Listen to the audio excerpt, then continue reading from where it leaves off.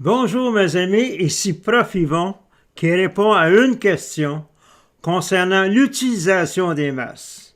Est-ce que c'est utile les masques? Est-ce qu'on doit apprendre à les utiliser? Pour ce faire, je vais vous montrer dans un premier temps, pour des photos ou images, ce qu'on apprend pour les images. Les photos se transposent également pour les vidéos. Donc, pour débuter, double-cliquons l'icône Pinnacle Studio Ultimate version 26. Débutons un nouveau fichier, donc fichier, nouveau, film.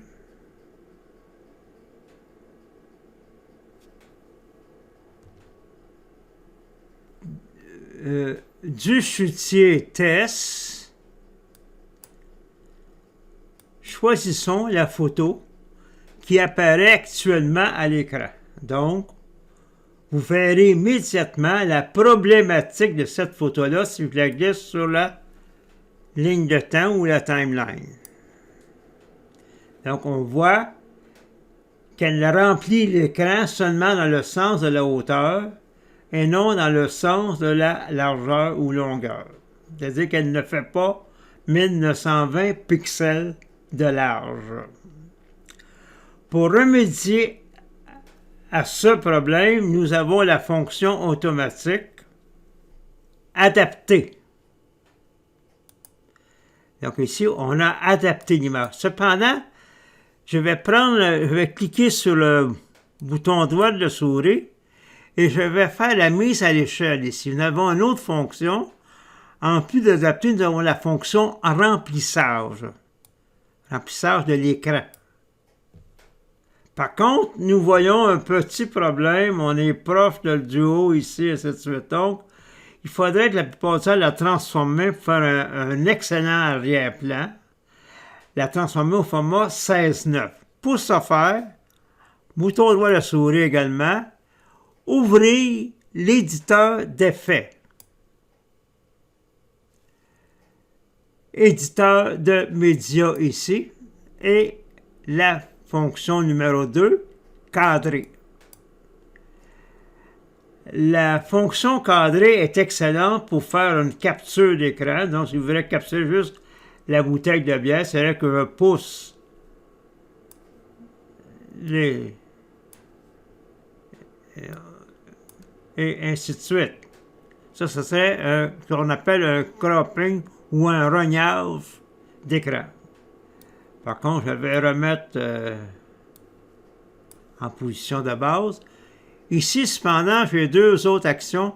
Soit faire une photo au format 4:3 ou faire une photo au format 16:9. Donc, si je accède au format 16:9, je vais avoir la chance de déplacer comme que je veux ici, même rogner un peu le bord de la planche pour mettre un peu plus en évidence la bouteille, le verre et la poivrière. Donc, je fais appliquer. Donc là, nous avons sur la timeline une photo au format 16:9 qui remplit l'écran complètement.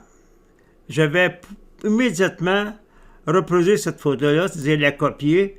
Bouton droit de la souris, copier, tout copier. Je vais pousser ma tête de lecture et je vais faire bouton droit de la souris, tout coller. Immédiatement, je vais prendre la nouvelle photo créée qui est identique à la première, parce que c'est un copie-coller, et je vais la mettre la placer sous la puce inférieure. Maintenant, comment on fait pour créer un masque? Donc, on sélectionne l'image en question, et au haut de l'écran, nous avons masque. Je vais créer un masque de clip. C'est pas une grande vidéo complètement. On l'applique juste sur 5-10 secondes ou quelque chose du genre. Donc là, qu'est-ce que je veux faire disparaître? Donc, j'aimerais faire disparaître, disons, la coupe qui est pas un verre de bière, qui est une coupe de vin, donc elle n'a pas d'affaire là, tout simplement. Donc on va faire disparaître, on va créer une forme. Bon. Ici, pour mieux voir à l'écran, il y en a qui font détacher l'écran, mais moi j'aime mieux ici créer un pourcentage, 50% des pixels, et je vais utiliser les curseurs mobiles pour voir complètement la coupe ou presque. Vous voyez qu'on a un petit détail à régler. Donc, dans un cas où ce n'est pas une forme rectangulaire carrée ou un cercle ou ellipse, nous allons prendre l'autre outil ici qui est le pinceau. La taille du pinceau est ajustable, donc faire des détails très très très fins. Nous allons diminuer. Donc ici, vu qu'on veut procéder rapidement, je vais mettre ça à 20-21. Donc, j'ai un bon pinceau et je vais me promener. Donc, il n'est pas nécessaire que je respecte. Donc, je vais faire ça ici de même. Oups, on passe ça. Si par hasard je me trompe, on a une très bonne efface. Donc, on va passer ça ici. Je trouve ça très beau en cas où.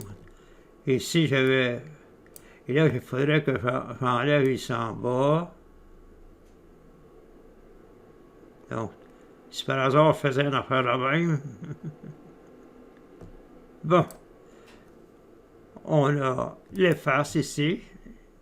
Et on va arriver avec l'efface. Et tout simplement.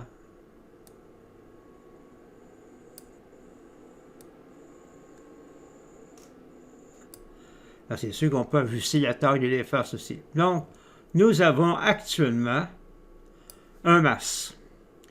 Je vais revenir à ma fonction adaptée à l'écran. Qu'est-ce que je peux faire de mon masque? Il y a deux possibilités un masque. Le masque va servir à bloquer quelque chose ou l'afficher. Donc, j'ai l'intérieur du masque, le masque lui-même, l'extérieur du masque. Donc, il y a deux fonctions à un masque. Donc, pour ce faire, nous allons définir une fonction. Je vais commencer par ma façon la plus facile de faire disparaître un objet. Donc, ici, j'ai ma photo de base, j'ai le masque à l'écran. Ici, j'ai une photo intacte en dessous qui est exactement celle-ci. Donc, fonction du masque. Opacité, je vais mettre opacité 0, c'est-à-dire qu'il n'est pas opaque. C'est-à-dire qu'il est comme s'il y avait un trou, comme s'il y avait une fenêtre à la place. Donc, la forme de la coupe, c'est comme s'il y avait une fenêtre de cette forme-là. Fenêtre, c'est transparent. Fenêtre, c'est transparent. Une fenêtre. L'extérieur du masque, j'aimerais le bloquer. Donc, propriété de l'extérieur du masque, je peux mettre aucun. Je peux mettre opacité. Et mettre 100%. Donc, à l'extérieur du masque, donc le masque, c'est un trou, c'est une fenêtre. L'extérieur du masque ne sera pas visible, il est bloqué. Voyons qu'est-ce que ça va faire. Donc, ici, je vais pousser. Je vais double-cliquer. Propriété. Et ici, j'ai le choix de bouger mon image. Là, qu'est-ce qui arrive? Il y a un trou. Je vais bouger l'image du dessous. Remarquez bien qu'est-ce qui va se passer. On va y bouger de cette façon-là, horizontalement. Vous voyez qu'on va passer l'image du dessous, défiler l'image du dessous. Donc, on va trouver une zone qui va bloquer. Et par magie, tout vient de disparaître. Donc, j'ai enlevé la bouteille, c'est-à-dire qu'il y a deux couches. La couche qui avait le masque, il y avait une fenêtre, et c'est la couche du dessous, que j'ai avancé vers la droite, j'ai déplacé vers la droite, pour finalement trouver une zone similaire et que ça ne paraît pas. Bon. Ça, c'est la première méthode, la méthode la plus facile. Moi, j'appelle ça la méthode de la fenêtre. Une fenêtre, on voit à travers la fenêtre. C'est-à-dire qu'on voit à travers le masque.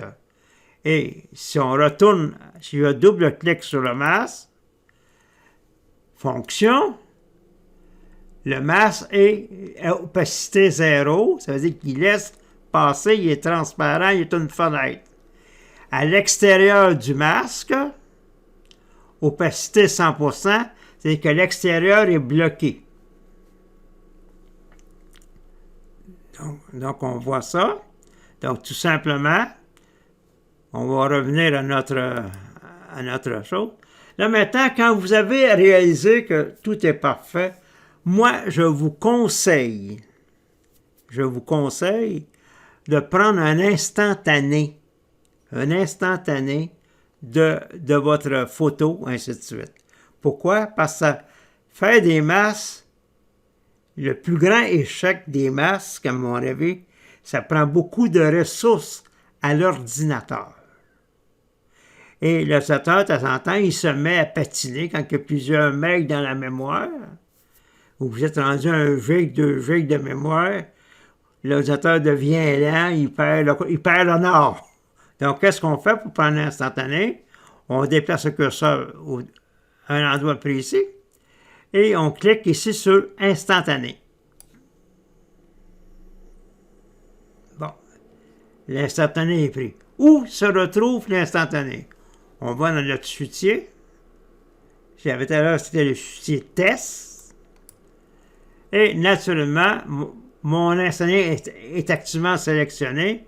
Je vais le déposer sur la timeline. Bon, ça ressemble à ce qu'on dirait exactement à ce qu'il y a à côté. Ça, c'est une photo qui ne reprend aucune ressource à l'ordinateur, ou très, très, très peu. Et ça, avec le masque, ça prend des ressources. Donc, ici, en réalité, il y a 2 photos et un masque. Donc, maintenant, qu'est-ce qu'on vous conseille de faire pour continuer? Disons, j'effacerai le masque qui est là, j'effacerai la photo, et je continuerai seulement avec l'instantané. Ou je commencerai un autre fichier avec l'instantané. Maintenant, la deuxième méthode. La deuxième méthode est un peu différente. Le masque, on fait l'inverse avec le masque. Donc, qu'est-ce qu'on arriverait avec la deuxième méthode? Si on efface l'instantané, je sélectionnerai ma chose. Et le masque, ça pourrait être le même masque. Le masque, il est fait. Cette chose arrive dans la fonction du masque. Au lieu de dire l'opacité est 0, vous direz que l'opacité du masque est 100%. Donc, je vais revoir ma coupe. Maintenant, l'extérieur du masque. L'opacité extérieure du masque, elle serait 0. Là, maintenant, on sait que c'est le dessus qui va bouger. Et non le dessus. Là, la première méthode, c'était le dessous qui bougeait. C'était la méthode du trou de la fenêtre. Là, maintenant, la fenêtre est fermée en haut. Là. Donc, c'est le dessus qui va bouger. Donc, qu'est-ce qu'on va faire? On va cliquer le dessus. On va faire propriété. Et nous allons bouger à l'horizontale.